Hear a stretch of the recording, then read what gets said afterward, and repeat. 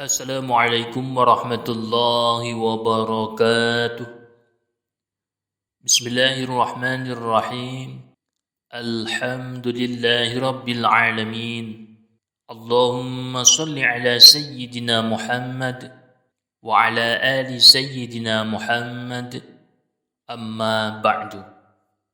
Para sahabat yang dirahmati Allah Subhanahu wa taala, Allah tidak akan menyiksa kita selamanya di dalam neraka. Bahkan Allah akan memasukkan kita ke dalam surga jika setiap habis sholat sanggup mengamalkan ayat agung yang disebutkan Rasulullah dalam hadis berikut ini. Nah, di video kali ini kita akan membahas amalan yang amat hebat balasannya ini. Maka mari simak video ini hingga menit terakhir dan jangan lupa menuliskan hajat dan doa para sahabat di kolom komentar. Mari kita aminkan bersama-sama. Mudah-mudahan Allah mengabulkan doa-doa kita. Amin ya rabbal alamin. Para sahabat yang dirahmati Allah Subhanahu wa taala, Imam Baihaqi meriwayatkan hadis di dalam kitab Syu'abul Iman bahwa Rasulullah pernah bersabda, "Man qara'a ayatal kursiyyi fi duburi kulli salatin." Siapa saja yang membaca ayat kursi setiap kali selesai salat wajib 5 waktu, lam yakum bainahu wa baina an yadkhulal jannata illa ayyamuta fa idza mata dakhalal jannata. Maka tidak ada penghalang antara dia dan masuknya dia ke surga kecuali kematian. Jika kelak dia meninggal dunia, dia akan masuk surga. Jadi ayat agung yang dimaksudkan adalah ayat kursi. Siapa yang membacanya setiap habis sholat, maka kelak masuk surga. Jika Allah sudah menetapkan kita kelak masuk surga, berarti kita selamat dari siksa di dalam neraka. Mari setiap habis sholat mengamalkan ayat agung ini. Allahu la ilaha illa huwal hayyul qayyum. لا تأخذه سنة ولا نوم له ما في السماوات وما في الأرض من ذا الذي يشفع عنده إلا بإذنه يعلم ما بين أيديهم وما خلفهم ولا يحيطون بشيء من علمه إلا بما شاء وسع كرسيه السماوات والأرض ولا يؤوده حفظهما وهو العلي العظيم الله لا إله إلا هو الحي القيوم لا تأخذه سنة ولا نوم له ما في السماوات وما في الأرض من ذا الذي يشفع عنده إلا بإذنه يعلم ما بين أيديهم وما خلفهم ولا يحيطون بشيء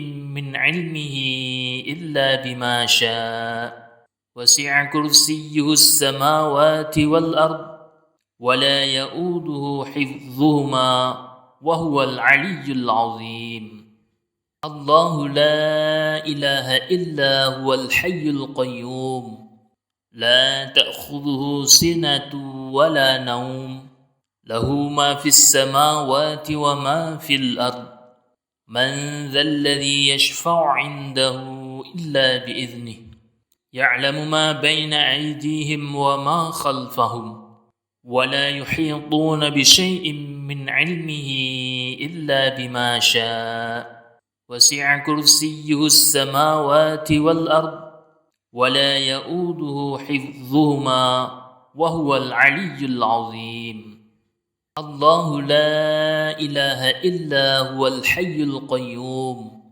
لا تأخذه سنة ولا نوم له ما في السماوات وما في الأرض من ذا الذي يشفع عنده إلا بإذنه يعلم ما بين أيديهم وما خلفهم ولا يحيطون بشيء من علمه إلا بما شاء وسع كرسيه السماوات والأرض ولا يؤوده حفظهما وهو العلي العظيم الله لا إله إلا هو الحي القيوم لا تأخذه سنة ولا نوم له ما في السماوات وما في الأرض من ذا الذي يشفع عنده إلا بإذنه يعلم ما بين أيديهم وما خلفهم ولا يحيطون بشيء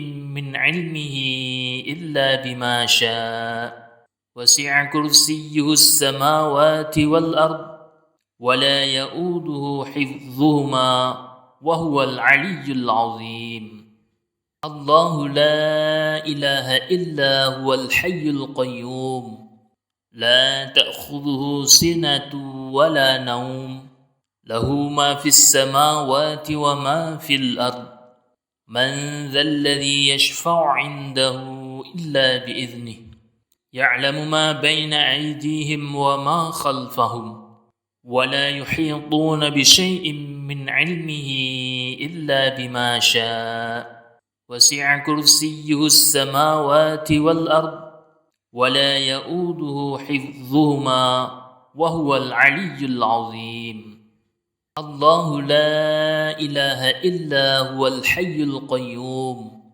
لا تأخذه سنة ولا نوم له ما في السماوات وما في الأرض من ذا الذي يشفع عنده إلا بإذنه يعلم ما بين أيديهم وما خلفهم ولا يحيطون بشيء من علمه إلا بما شاء وسع كرسيه السماوات والأرض ولا يؤوده حفظهما وهو العلي العظيم الله لا إله إلا هو الحي القيوم لا تأخذه سنة ولا نوم له ما في السماوات وما في الأرض من ذا الذي يشفع عنده إلا بإذنه يعلم ما بين أيديهم وما خلفهم ولا يحيطون بشيء من علمه إلا بما شاء وسع كرسيه السماوات والأرض ولا يؤوده حفظهما وهو العلي العظيم. Semoga kita dimudahkan Allah untuk mengamalkannya. Amin ya rabbal alamin. Demikian para sahabat, semoga ada manfaatnya.